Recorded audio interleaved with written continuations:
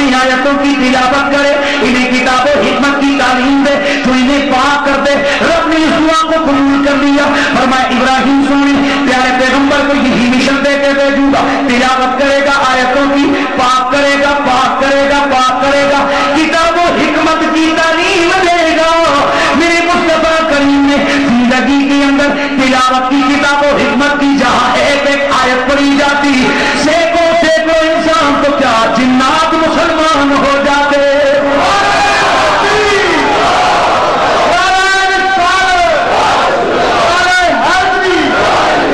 میرے آقا کا ظاہری دور، میرے آقا کی ظاہری زندگی جب پردہ آ گیا، اب ذرا توجہ، مشن تو ضروری تھا۔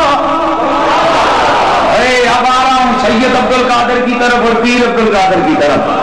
مشن تو ضروری تھا میرے پروردگار کے محبوب کا کہ وہ مشن جاری رہتا۔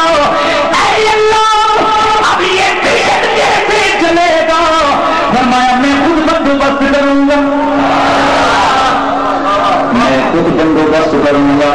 کیا بندوبست؟ تلاوت کروانی ہے، کتاب و حکمت سکھانی ہے، پاک کرنا ہے۔ یا اللہ فرمایا چلو ہر مسجد میں صبح و شام صبح و شام صبح و شام نمازیں ہوں گی، تلاوت ہوتی جائے گی، اور جو باقی رہی صحیح کسر ہوگی الحمدللہ والناس، ایک نہیں سینکڑوں بچے آ کر بیٹھیں گے، تلاوت ہوتی جائے گی۔ حافظ قرآن مسجدوں میں آ کے بیٹھیں گے، صبح سے شام تک تلاوت ہوتی جائے گی۔ یا اللہ یہ کیا ہے؟ جواب آتا ہے اپنے نبی کا مشن پورا کر رہا ہوں۔ لیجیے کہ مسجدیں آباد ہو گئی، مسجدیں اللہ کے قرآن کی تلاوت سے گونجنے لگی، مسجدیں اللہ کے قرآن کی تلاوت سے منور رہنے لگی۔ اگلا مرحلہ آیا کتاب و حکمت کی تعلیم کا۔ اللہ جی اب کیا ہوگا؟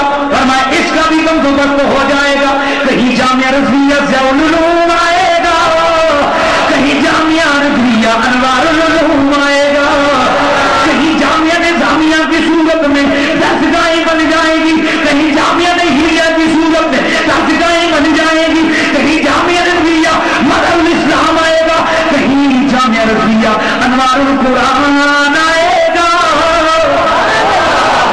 مقصد یہ ہوگا تاکہ جو جائے انتر جائے، کتاب بھی سیکھ لے آئے، حکمت بھی سیکھ لے آئے۔ نبی کے اس مشن کو پورا کرنے کے لیے میرے رب قدیر نے ان مدارس والا سلسلہ شروع کیا۔ اب ہمارے جنرل صاحب ڈنڈا لے کے آ گئے، نہیں چلنے دوں گا مدرسوں کو، نہیں چلنے دوں گا مدرسوں کو۔ اسلام آباد میں دوسری تقریر تھی، وہاں کافی سارے بڑے بڑے لوگ بیٹھے، میں نے وہاں یہ کہا تھا خدا کا واسطہ میری طرف سے اس جنرل تک یہ بات پہنچا دو، اور جس مشن کو مکمل کرنے کے لیے اللہ کریم نے ذمہ داری اٹھائی ہو، صدر صاحب اس مشن کو کبھی کوئی روک نہیں سکتا، بلکہ اس مشن میں آنے والی ساری دیواریں ریت کی ثابت ہو کے پاس پاس ہو جائیں۔ اس لیے یہ مدرسے میرے نبی کی آمد کا مشن پورا کرنے کے اڈے ہیں، مشن پورا کرنے کے مرکز ہیں۔ لہذا قیامت تک قیامت تک قیامت تک جب تک نام مصطفیٰ باقی ہے تب تک مشن مصطفیٰ کی تبلیغ کے لیے مدارس کا باقی رہیں گے۔ میں نے تبلیغ کی، دوسرے دن میں نے سنا 2 نمبر اور بھی لگے ہوئے کئی تقریر۔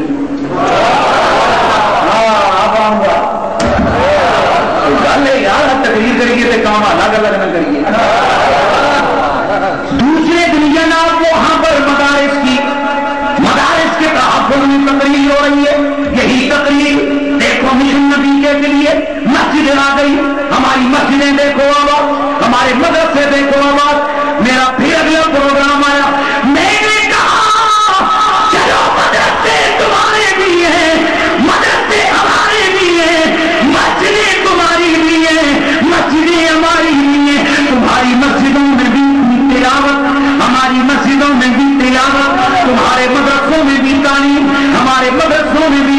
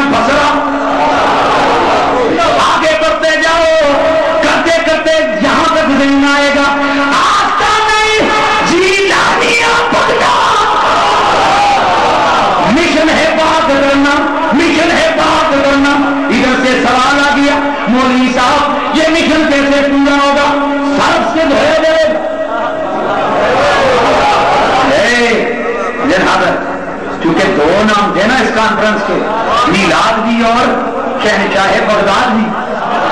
اس لیے انشاءاللہ توجہ سے عنوان پورا کروں گا. مشن پورا کر، نبی کا مشن کیا کیا. میں نے کہا کیسے، سوال ہو گیا کیسے پاک کریں گے، کیسے پاک کریں گے؟ سرف سے، صابن سے،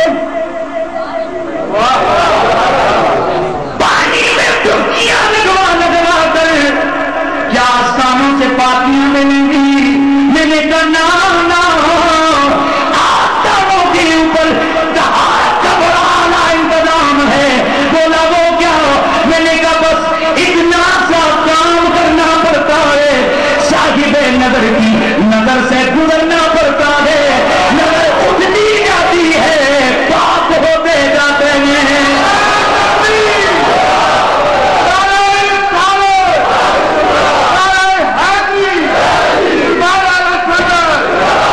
نظر اٹھتی جاتی ہے، پاک. اگر چور جائے گا، جس نے بیان کیا تھا، اگر چور جائے گا زندگی ساری کی ناپاکیاں متھے، ہاں زندگی ساری کے گناہ.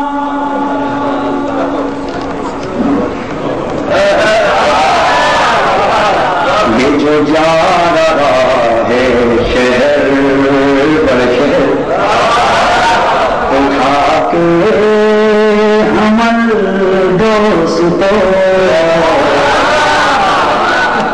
لگتا ہے نظر سے بچا جا رہا